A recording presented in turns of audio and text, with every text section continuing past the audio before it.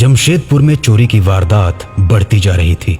ये चोरी किसी के घर में नहीं, बल्कि बाजार, सड़क, गली, मोहल्ले, इन जगहों पे घूमने वाले लोगों की जेबों से उनके पर्स के गायब होने की थी।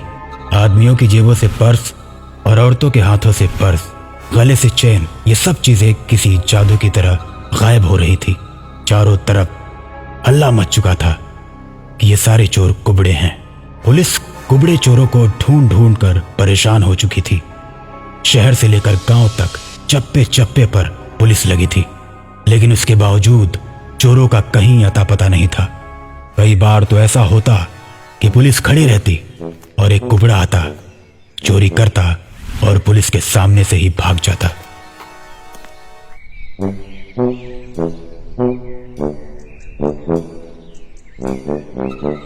कुबड़े चोर चारों तरफ आतंक फैला चुके थे। जिधर देखो उधर अफरा तफरी का माहौल था। जब लाख कोशिश के बाद भी चोर पकड़ में नहीं आए, तो आखिरकार परेशान होकर इंस्पेक्टर ने सभी पुलिस वालों की मीटिंग बुलाई। चारों तरफ चोरों का आतंक फैलता जा रहा है। आप लोग कैसे काम कर रहे हैं कि अभी तक एक भी चोर पकड़ नहीं पाए? या तो आप लोग ईमानदारी से काम नहीं कर रहे हैं, या फिर चोर बहुत चालाक है जो चोरी करके भूत की तरह गायब हो जाता है। अगर आप लोग नहीं कुछ कर सकते तो बता दीजिए, फिर मैं आप लोगों के खिलाफ कुछ करता हूं। इंस्पेक्टर की बात सुनकर सारे सिपाही डर जाते हैं, लेकिन उनमें से एक सिपाही उठकर बोलता है, सर, हम बहुत ईमानदारी से कोशिश करते हैं, फिर भी चोरों को पकड़ नहीं पाते। उसका एक कारण है सर, चोर चोरी करते ही इतनी तेजी से भागते हैं जैसे तार के अंदर बिजली दौड़ती है। हम चोरों का पीछा करते हैं, लेकिन उन्हें पकड़ नहीं पाते। सर, ये सभी चोर कुबड़े हैं, उसके बावजूद इतनी तेजी से दौड़ते हैं कि पीछा करना मुश्किल है। सिपाही की बात सुनकर इंस्पेक्टर थोड़ा सोचता है, फिर कहता है, देखिए, मैं कुछ नहीं जानता, कुछ भी करो, लेकिन इन कुबड़े चोरों को पकड़ो। पुलिस वाले कुबड़े चोरों को पकड़ने के लिए निकल पड़ते हैं। सिपाही रमेश और विक्रम चौराहे पर ड्यूटी कर रहे हैं और आपस में बात कर रहे हैं। तभी एक आदमी आकर उन दोनों से पूछता है, अरे सर, क्या आप मुझे नारायण हलवाई की मिठाई की दुकान बता सकते हैं? हाँ, क्यों नहीं, हम भी वहीं नाश्ता करने जा रहे थे, चलो चलते हैं। वो आदमी उन दोनों पुलिस वालों के साथ नारायण हलवाई की मिठाई की दुकान पर पहुंचता है और नारायण से बोलता है, भैया, मैं 30 किलोमीटर दूर से आया हूँ केवल आपसे मिठाई लेने, क्योंकि आप शुद्ध मिठाइयाँ देते हो। भैया, ऐसा करो कि 5 किलो बर्फी दे दो और पैसा बता दो कितना हुआ। 1000 रुपए। नारायण लाला को पैसा देने के लिए जैसे ही वो आदमी अपना पर्स निकालता है, तभी एक कुबड़ा चोर पुलिस की वर्दी में आता है और आदमी का पर्स लेकर भागने लगता है। दोनों उस कुबड़े का पीछा करते हैं।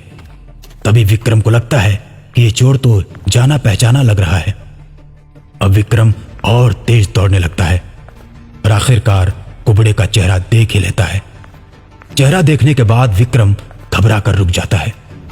ऐसा लगता है कि उसके पैर एकदम जाम हो गए हों। विक्रम को रुकता देख रमेश पूछता है, विक्रम रुक क्यों गए? हम उसे बस पकड़ने ही वाले थे। विक्रम घबराते हुए रमेश से बोलता है, अरे यार, जो मैंने देखा उसे सुनकर तुम्हारे होश उड़ जाएंगे। अरे ऐसा क्या देख लिया उस चोर में जो तुम इतना घबरा रहे हो?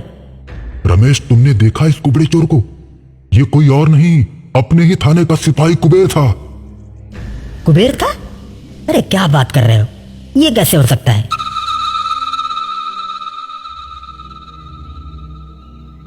ये तो कुबड़ा था और कुबेर तो बिल्कुल ठीक है। यार, वही तो सोच रहा हूं कि कुबेर तो बिल्कुल ठीक है, फिर ये कुबड़ा कौन है? इस बात को लेकर दोनों परेशान हो जाते हैं।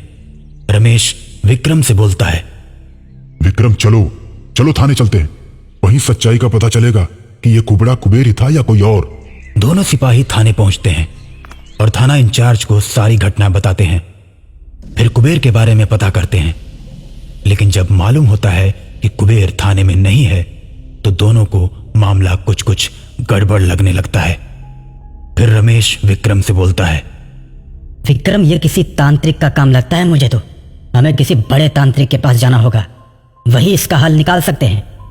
सही कहते हो रमेश, जितना जल्दी हो सके हमें तांत्रिक के पास जाना ही होगा। दोनों सिपाही तांत्रिक के पास जाते हैं। सारी बात सुनने के बाद तांत्रिक ध्यान में बैठ जाता है और थोड़ी देर के बाद आंखें खोलता है, फिर बोलता है, अच्छा तो ये बात है, वो कुबड़ा लोगों को गुलाम बनाकर अपना काम करवाता है। रमेश और विक्रम तांत्रिक की बात को समझ नहीं पाते। फिर उससे पूछते हैं, अब क्या हुआ बाबा, कुछ दिखा आपको? तुम्हारा कुबेर अब तो कुबड़े तांत्रिक के वश में है। बहुत सारे लड़कों को इसने अपने वश में कर रखा है। उन सभी पर काला जादू करके कुबड़ा बनाता है और फिर उनसे चोरियां करवाता है। तांत्रिक की बात सुनकर विक्रम सिपाही बोलता है, बाबा हम उस कुबड़े तांत्रिक तक पहुंच कैसे सकते हैं, ये बताइए। एक बार फिर तांत्रिक ध्यान लगाता है और कुबड़े तांत्रिक की गुफा का पता लगाकर बोलता है, मैंने पता लगा लिया है, चलो मेरे साथ उस कुबड़े तांत्रिक का खेल खत्म करते हैं। तांत्रिक और दोनों सिपाही एक साथ कुबड़े तांत्रिक की गुफा की तरफ जाते हैं।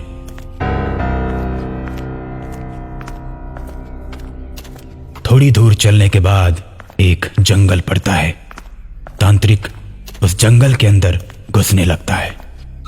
सिपाही डरते हुए तांत्रिक के साथ पीछे पीछे चलते रहते हैं और थोड़ी देर चलने के बाद उन्हें एक काली गुफा दिखाई देती है। गुफा के आसपास कई गाड़ियां भी खड़ी रहती हैं। विक्रम और रमेश चारों तरफ देखते हुए चलते हैं कि तभी रमेश को कुबेर की मोटरसाइकिल खड़ी मिलती है। अरे देखिए बाबा, ये कुबेर की मोटरसाइकिल है। अब तो पक्का हो गया कि कुबेर यहीं पर है। उसके बाद तीनों गुफा के अंदर जाते हैं। गुफा के अंदर जाते ही उन्हें बहुत से कुबड़े दिखाई देते हैं जो एक जगह पर चुपचाप बैठे हुए हैं बिना हिले डुले। तभी उन्हें कुबेर भी बैठा हुआ दिखाई देता है। कुबेर को देख रमेश उसके पास जाता है और जैसे ही छूने के लिए आगे बढ़ता है तो तांत्रिक उसे रोकता है। रुको, मत छूना उसे। ये कुबड़े तांत्रिक के वश में है। तुम्हारे छूते ही कुबड़े तांत्रिक को पता चल जाएगा और वो इन सब गुलाम कुबड़ों को मार देगा। तांत्रिक की बात सुनकर रमेश पीछे हट जाता है।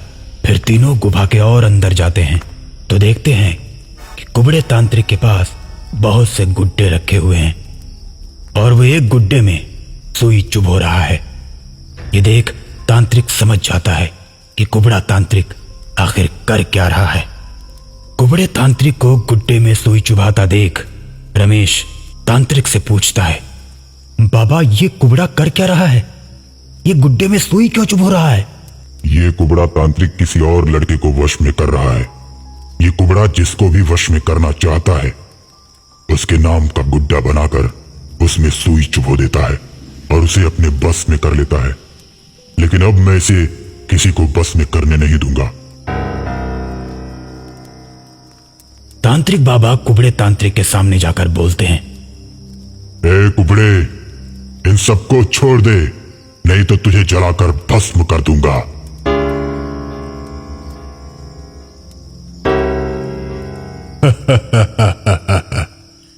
तो कुछ नहीं कर सकता मेरा, अभी तुझे भी बस में कर लूंगा।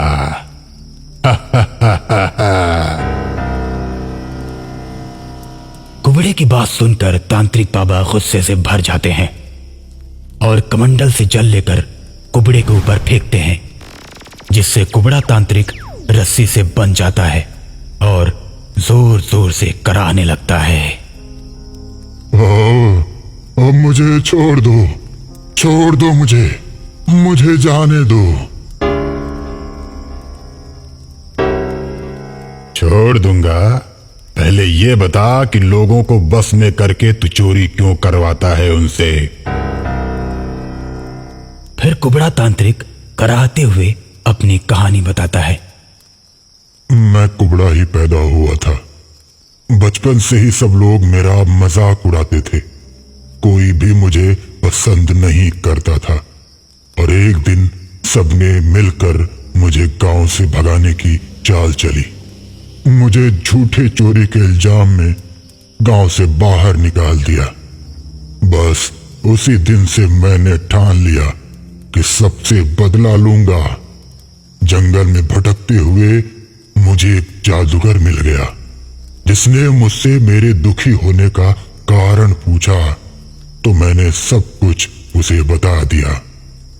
उसके बाद वो जादूगर मुझे इस गुफा में लेकर आया और सारे तंत्र मंत्र सिखाकर बहुत बड़ा तांत्रिक बना दिया। इसीलिए मैं सबको बस में करके उनसे चोरी करवाता हूँ और खूब पैसे कमाता हूँ।